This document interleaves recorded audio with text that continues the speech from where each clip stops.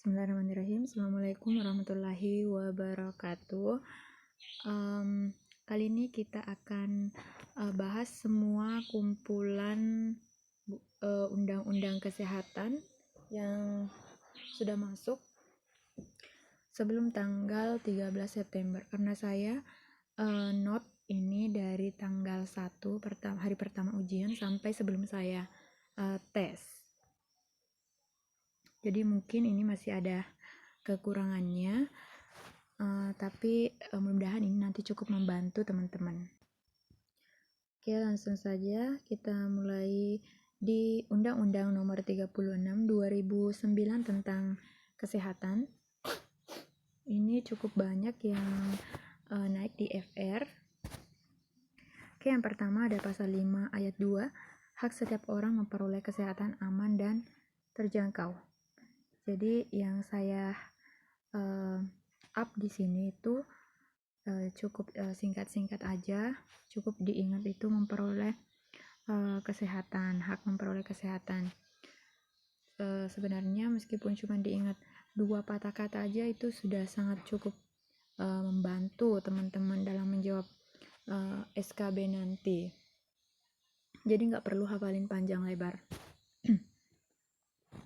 Ya, yang kedua itu pasal 6, setiap orang berhak memperoleh lingkungan yang sehat. Ingat lingkungannya aja. Kemudian pasal 8, hak klien menerima informasi tentang kesehatannya. Menerima informasi, hal ini sangat berkaitan dengan informed consent dan informed choice. Saya mengingat ini aja, informed consent dan informed choice. Kemudian pasal 10, menghormati hak orang lain memperoleh lingkungan yang sehat. Ini juga cukup banyak di FR teman-teman yang sudah ujian. Kemudian pasal 23 ayat 4, selama memberikan pelayanan kesehatan dilarang mengutamakan kepentingan yang bernilai materi. Jadi ingat bernilai materinya ya. Kemudian pasal 24, nakes atau tenaga kesehatan harus memenuhi ketentuan kode etik, standar profesi, dan lain sebagainya. Kayak SOP. Nggak perlu diingat semua, cukup ini aja sudah sangat membantu teman-teman nanti. Kemudian pasal 36, pemerintah menjamin ketersediaan, pemerataan, dan keterjangkauan pembekalan kesehatan terutama obat esensial.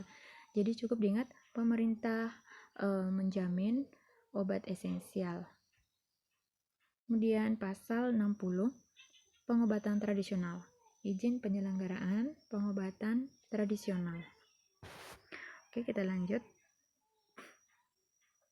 Masih tentang undang-undang kesehatan. Ini khusus untuk aborsi. Aborsi ini semuanya masuk di FR teman-teman yang sudah ujian. Nah, di pasal 75,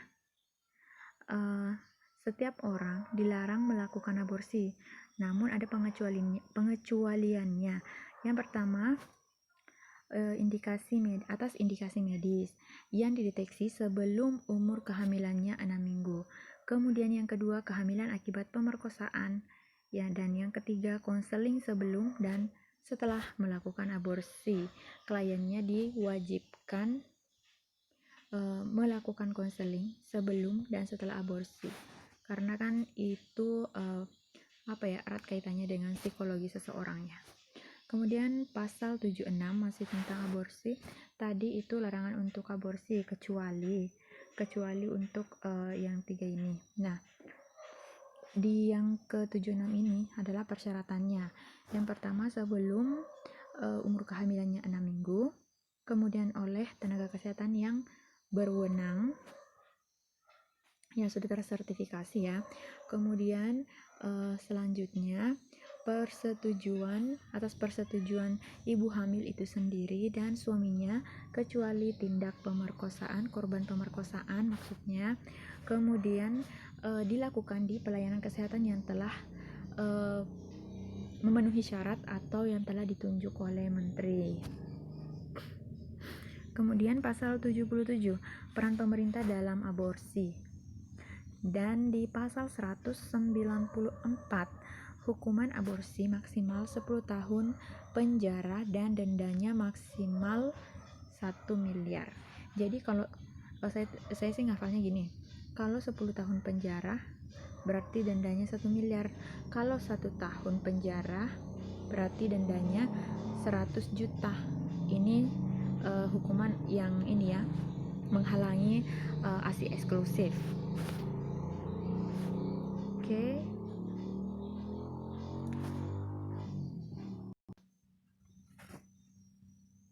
Selanjutnya, Undang-Undang tentang Tenaga Kesehatan Nomor 36 2014. Yang beda itu cuma tahunnya. Tadi 2009, kalau yang ini 2014. Yang pertama, pasal 22, pendayagunaan tenaga kesehatan. Nah, di situ tuh pasalnya panjang, cuman yang saya ambil suku kata pertamanya aja, pendayagunaan tenaga kesehatan. Di pasal 23, penempatan tenaga kesehatan setelah melalui proses seleksi. Dan yang keempat masih tentang penempatan tenaga kesehatan dengan tetap memperhatikan manfaat dan pengembangan kesehatan. Ini yang masuk di FR saya, di SKB saya. Kemudian pasal 36, Konsil Tenaga Kesehatan Indonesia berfungsi sebagai koordinator konsil masing-masing nakes. Jadi ini tentang Konsil Tenaga Kesehatan. Pasal 44, tenaga kesehatan wajib memiliki STR. Ini tuh pasalnya juga cukup panjang, tapi yang perlu diingat cuman ini tentang STR. Oke, next. Pasal 46, tenaga kesehatan yang menjalankan praktik bidang pelayanan wajib memiliki izin dalam bentuk SIP. Ini bedanya sama yang tadi itu tentang SIP. Yang 44 tentang STR. Oke, pasal 57 tentang hak tenaga kesehatan. Nanti saya lampirkan karena cukup panjang. Kemudian ingin diingat-ingat aja karena juga banyak di FR teman-teman yang sudah ujian. Pasal 57 tentang hak tenaga kesehatan. Kemudian pasal 58 kewajiban tenaga kesehatan. Nanti juga saya lampirkan. Kemudian pasal 66 tenaga kesehatan wajib mematuhi standar profesi, standar pelayanan operasional, dan bla bla bla panjang. Tapi cukup diingat ini aja, wajib mematuhi standar profesi. Ini tuh sama homogen, maksudnya hampir sama dengan pasal 24 tadi di Undang-Undang nomor 36 2009 tentang kesehatan, itu hampir sama dengan ini bunyinya. Mematuhi standar profesi, pelayanan operasional, dan lain sebagainya. Nah, ini tadi yang tentang pasal 58 tenaga kesehatan dalam menjalankan praktik wajib bla bla bla bla. Dibaca sendiri aja. Kemudian di pasal 57 tenaga kesehatan dalam menjalankan praktik berhak, ini tuh yang sering masuk yang mana ya? Ini menerima imbalan jasa, mendapat perlindungan hukum, memperoleh informasi yang lengkap dan benar, mendapat perlindungan atas keselamatan dan kesehatan kerja, menolak keinginan penerima pelayanan jika bertentangan dengan standar profesi, memperoleh hak lain sesuai dengan ketentuan peraturan perundang-undangan. Oke, next. Ini saya tulis gado-gado karena di dalamnya macam-macam. Nah, pertama itu tentang Permenkes PMK nomor 340 tahun 2010. Ini membahas tentang klasifikasi rumah sakit. Dan PMK nomor 14 2014 tentang tenaga kesehatan yang menolak gratifikasi. Ini gampang diingat, 14. Nakes menolak gratifikasi. Oke. Kemudian ini masuk di saya, di tes saya kemarin ini ada PMK nomor 317 tahun 2010 tentang tenaga asing. Sebenarnya saya nggak hafal, nggak pernah dapat di FR sebelumnya. Cuman berhubung karena pilihan A sampai C itu saya tahu, jadi saya bisa menganalisis. Oke, kita lanjut. PMK nomor 1177 tahun 2011 1177 2011 tentang SIR, Sistem Informasi Rumah Sakit. Disingkat SIR aja supaya cepat ingat. Oke, next. PMK nomor 2 2018 standar tentang SPM, standar pelayanan minimal. Berikutnya Undang-Undang nomor 1197 tahun 2004 pelayanan farmasi di RS. Selanjutnya Undang-Undang nomor 44 2009 kenaikan tingkat RS. Kemudian Undang-Undang nomor 28 tahun 2017 pasal 3 tentang surat tanda registrasi bidan. Dan Undang-Undang nomor 24 tahun 2011 tentang BPJS. Kayaknya semuanya udah tahu nih. Oke, next.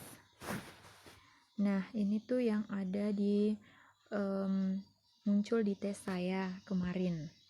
Dan jujur saya tidak tahu karena yang saya tahu itu Permenkes 1464 ini tentang izin dan penyelenggaraan praktik bidan, itu yang saya tahu.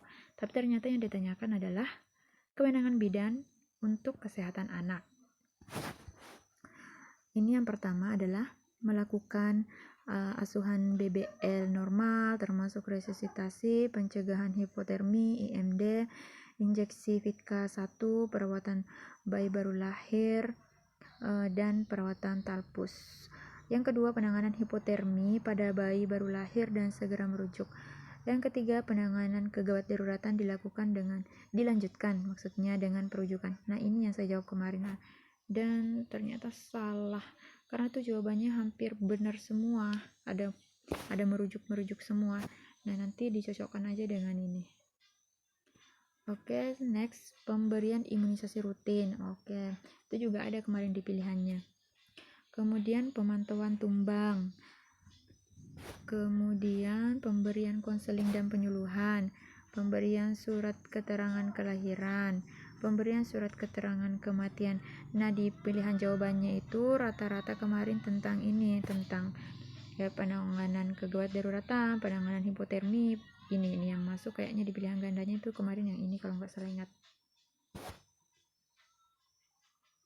Oke, next itu tentang JKN dan SKN.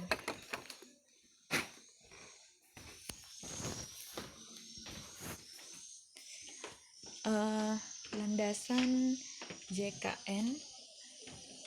Landasan ini tentang landasan JKN yang menanyakan tentang Undang-Undang Dasar 1945 itu adanya di mana. Nah, dari FR teman yang udah tes kemarin itu katanya landasan JKN yang ada di dalam Undang-Undang Dasar 1945 itu apa? Nah, ini jawabannya. Pasal 4 ayat 1.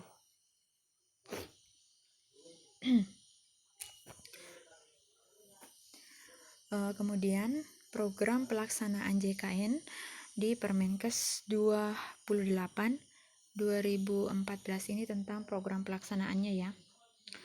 Kemudian ini juga sering masuk. Di saya malah 2 nomor. Landasan JKN Perpres nomor 12 tahun 2013. Kemudian Perpres nomor 72 2012 tentang Sistem Kesehatan Nasional. Nah, yang ditanyakan itu pasal 7 ayat 3 yang berbunyi, prinsip dasar pembangunan kesehatan terdiri dari ini, dihafalin, peri kemanusiaan, pemberdayaan dan kemandirian, adil merata, pengutamaan dan manfaat. Di saya kemarin yang ini yang masuk, pengutamaan dan manfaat. Bunyi soalnya kayak gini, di pasal 7 ayat 3 prinsip dasar pembangunan kesehatan terdiri dari itu. Oke, cukup sekian kumpulan undang-undang yang ada di note saya yang saya up di sini. And good luck guys buat yang belum ujian. Thanks for watching and don't forget to subscribe. Assalamualaikum warahmatullahi wabarakatuh.